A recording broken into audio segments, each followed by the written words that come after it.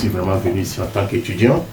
Mais avant de venir ici, j'ai eu quand même à parcourir quelques amis qui étaient artistes. Donc, je pense que c'est là que l'inspiration était née. Donc, il y avait un jeune homme, Sana Bernabé, donc peut-être qu'il se reconnaît aussi. Donc, j'avais commencé la photographie avec lui. Donc, quand il faisait ses tableaux, donc moi, je faisais les photos et puis bon, je les développais. Et c'est là que je me suis inspiré aussi avec la peinture. Voilà. Donc, pour dire qu'une formation, je n'ai pas eu de formation, c'est à nous, c'est-à-dire quand tu regardes un peu autour de toi, donc on interprète un peu ce qui est dans la nature, dans les événements, donc il y a beaucoup de choses. Donc, je peux dire que c'est dans ce sens que pour moi, bon, l'art a pris un peu d'envol. Voilà.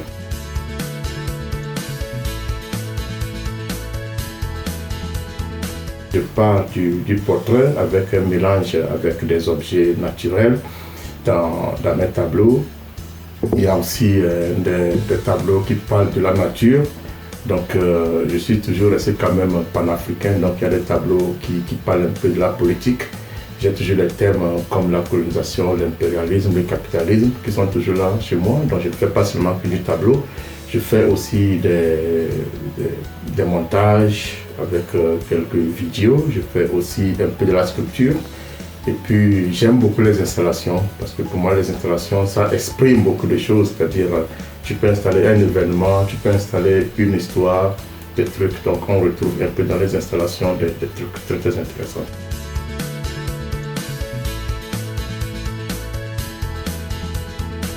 C'est rare qu'on vive un peu d'art, donc l'art, comme je l'ai dit, ce n'est pas facile, surtout ici. On a vraiment affaire à des musées, à des galeries et beaucoup de choses. Donc pour pouvoir vivre de l'art, il faut que tu passes chaque jour à faire des expositions ici, là. Et donc ce n'est pas facile comme on le dit. Et ici, il faut toujours avoir un job. Donc moi, je travaille à temps plein comme enseignant. Et puis je fais de l'art le week-end, les vacances et puis les congés.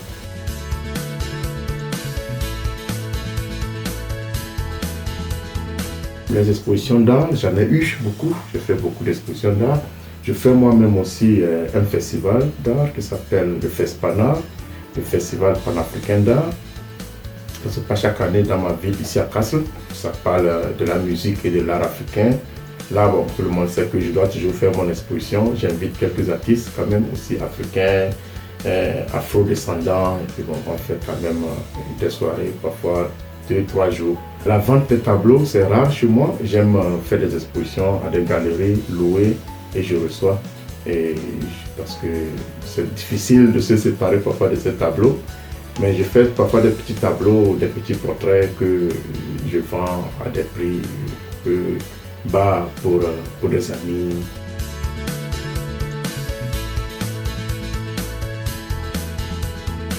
Bon, une exposition à Lomé, ça serait vraiment l'idéal.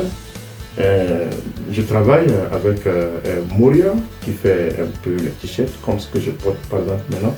Le groupe de Baby, je travaille aussi avec Trace qui fait de bonnes choses avec du graffiti. Je me rappelle en 2015, j'avais fait du workshop avec le groupe. Donc on a travaillé ensemble avec des petits workshops. Mais je n'étais pas là avec mes tableaux pour faire des expositions, c'était un échange pour voir comment se travaille au Togo et comment est-ce que nous aussi on fait nos activités ici en Allemagne. On avait plus parlé des t-shirts et puis des activités un peu culturelles, mais on planifie quand même avec le temps. Je souhaiterais bien faire une exposition au Togo et puis de voir quel genre d'échange.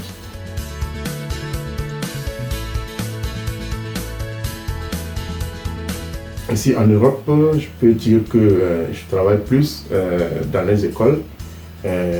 J'essaie quand même d'être comme un ambassadeur de la culture africaine. Je vais souvent dans les écoles quand on a des semaines culturelles. Donc je parle de l'Afrique, je fais de la musique avec les enfants, on raconte des histoires, on fait du workshop, et bon, on fait quelques petits dessins ensemble. Donc c'est dans ce sens. Bon, pour les expositions, comme je l'ai dit auparavant, dans des galeries, ça se passe très bien qu'on m'invite à faire ces expositions, ou bien en ville, par exemple à l'hôtel de la ville. J'ai fait déjà 2 expositions à l'hôtel de la ville. Mais bon, beaucoup me connaissent sur ce sens aussi que je suis artiste, je fais de la musique. Et bon, la musique, tu joues au tam-tam, tu joues aussi à la batterie, puis j'aime expérimenter beaucoup de choses.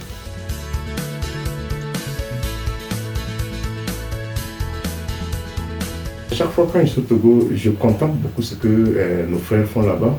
Il nous faut vraiment des ouvertures. On doit penser d'abord que ce que nous faisons ici, on doit tout faire pour que au Togo ça marche. On ne doit pas d'un coup penser qu'on doit exporter l'art à l'étranger, mais faire des ouvertures à travers des festivals, à travers tout le travail que nous faisons, qu'au Togo, la jeunesse s'inspire, que nous ouvrons beaucoup de choses pour que notre art reste. Des musées en manquent beaucoup, des galeries en manquent. Il n'y a pas que Lomé, il doit y avoir Panemé, Atapamé, Sokodé, Bassa, Kara, jusqu'à Dapan, qu'il y ait des échanges, des festivals sur le plan national pour que les artistes se sentent d'abord au pays, sur le plan national, bien servis, avant qu'on exporte dans la sous-région et le chercher sur le plan international.